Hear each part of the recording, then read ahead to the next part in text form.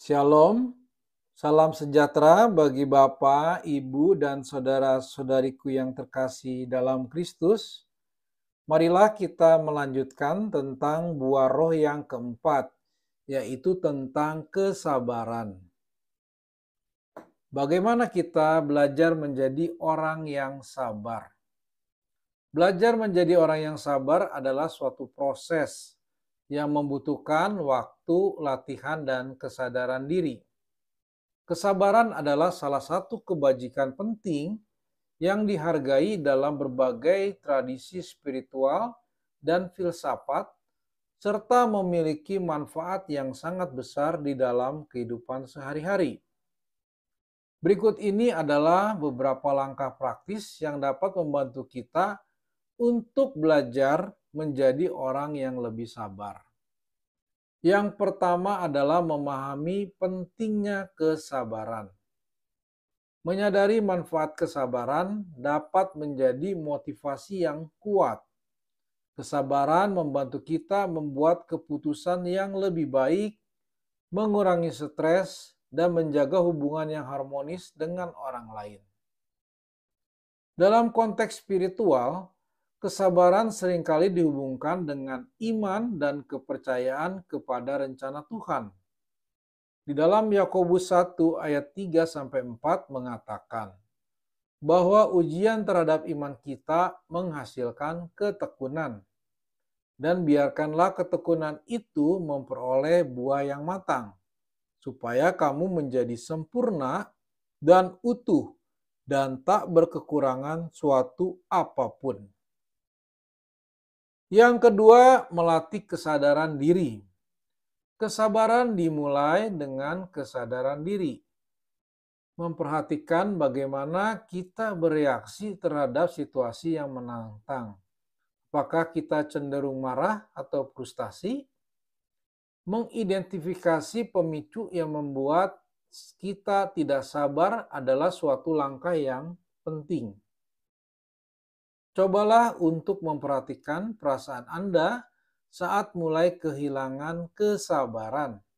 Ambil nafas dalam-dalam dan beri diri waktu sejenak untuk menenangkan diri sebelum meresponnya. Yang ketiga, dengan cara mengambil napas dalam-dalam dan perlahan.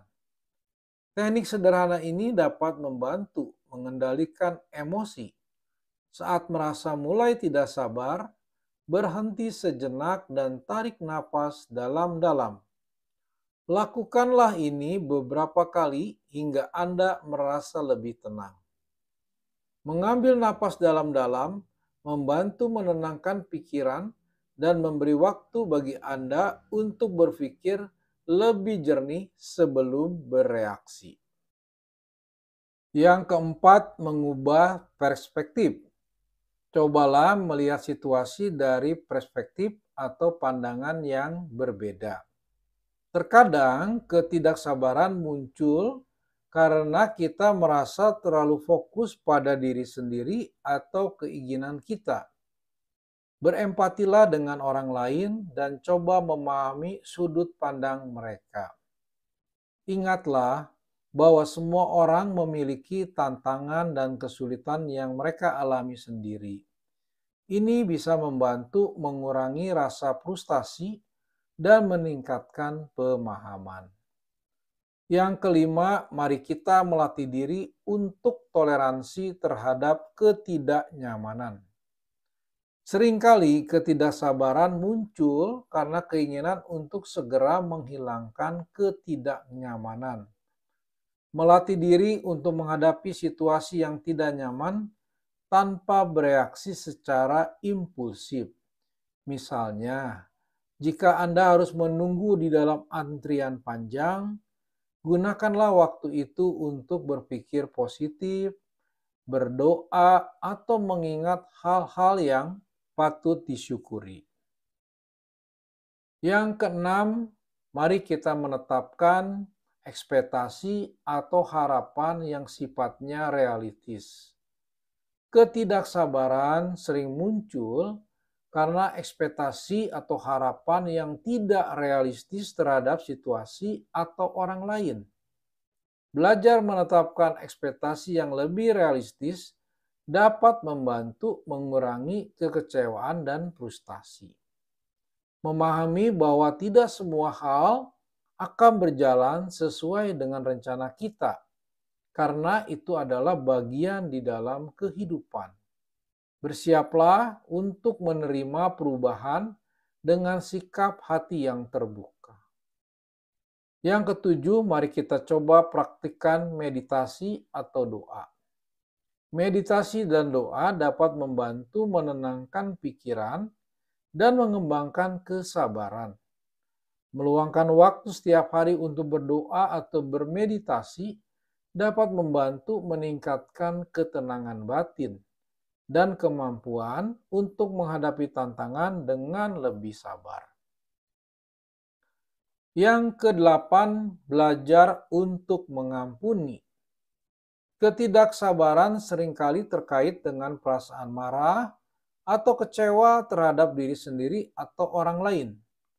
Belajar untuk mengampuni bisa membantu melepaskan beban emosional dan mengembangkan kesabaran.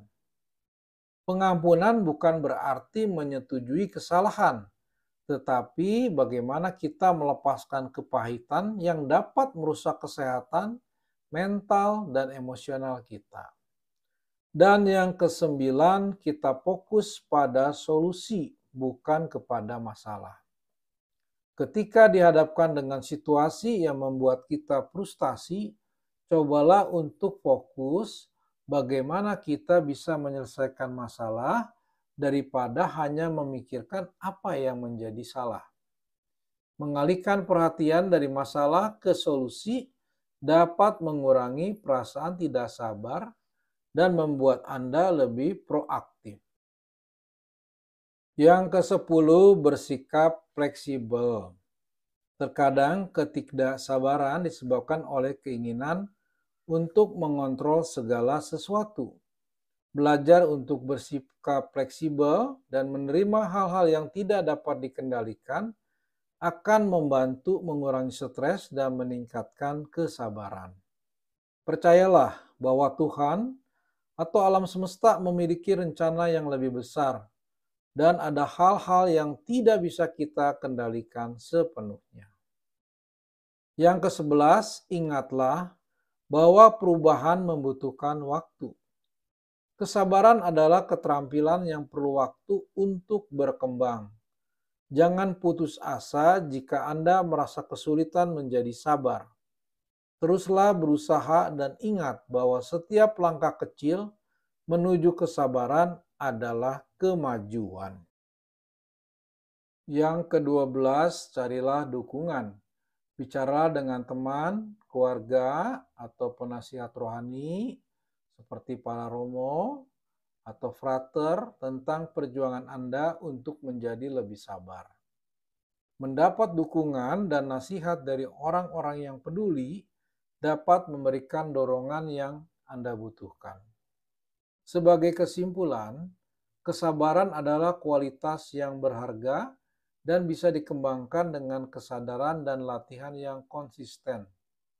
Dengan mengintegrasikan langkah-langkah di atas di dalam kehidupan sehari-hari, Anda dapat belajar untuk menjadi lebih sabar dan menghadapi tantangan hidup dengan tenang dan bijaksana. Mari kita belajar dari tokoh-tokoh Alkitab yang luar biasa sabarnya. Yang pertama adalah Ayub.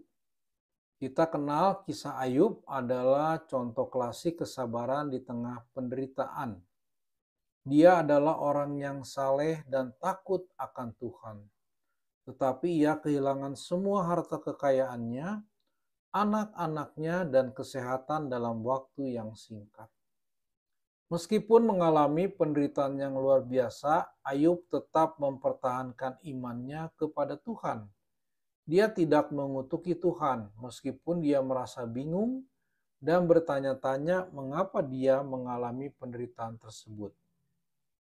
Seperti pada Ayub 2 ayat 10, meskipun istrinya menyarankan untuk mengutuki Tuhan, Ayub menjawab, apakah kita mau menerima yang baik dari Allah tetapi tidak mau menerima yang buruk. Ayub tetap sabar dan setia kepada Allah, walaupun ia diuji dengan sangat berat. Tokoh kedua adalah Abraham. Abraham dikenal sebagai bapak orang beriman dan menunjukkan kesabaran di dalam menunggu janji Tuhan untuk memberinya seorang anak. Tuhan berjanji kepada Abraham bahwa ia akan menjadi bapa banyak bangsa. Tetapi Abraham dan istri Sarah harus menunggu bertahun-tahun sebelum terjadi janjinya tersebut terwujud. Akhirnya Sarah melahirkan Ishak ketika Abraham berusia 100 tahun. Pada Ibrani 6 ayat 15, dan dengan demikian Abraham, karena ia telah menanti dengan sabar, memperoleh apa yang dijanjikan kepadanya. Kesabaran Abraham menunjukkan keyakinannya bahwa Tuhan akan memenuhi janjinya pada waktu yang tepat. Yang ketiga adalah Musa. Musa menunjukkan kesabaran yang besar ketika ia memimpin bangsa Israel keluar dari perbudakan Mesir dan harus melakukan perjalanan di padang gurun selama 40 tahun. Bangsa Israel seringkali memberontak, mengeluh dan tidak percaya kepada Tuhan, tetapi Musa terus berdoa dengan sabar dan memimpin mereka dengan setia.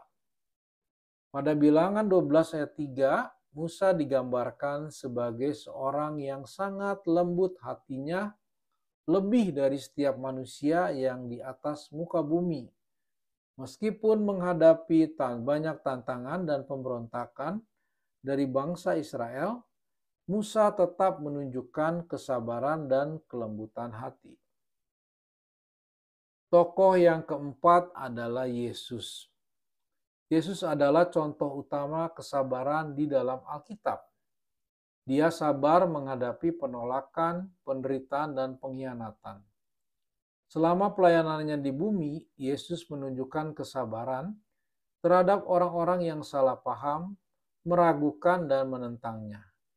Yesus dengan sabar mengajar, menyembuhkan, dan memaafkan orang-orang, bahkan mereka yang menyalibkannya.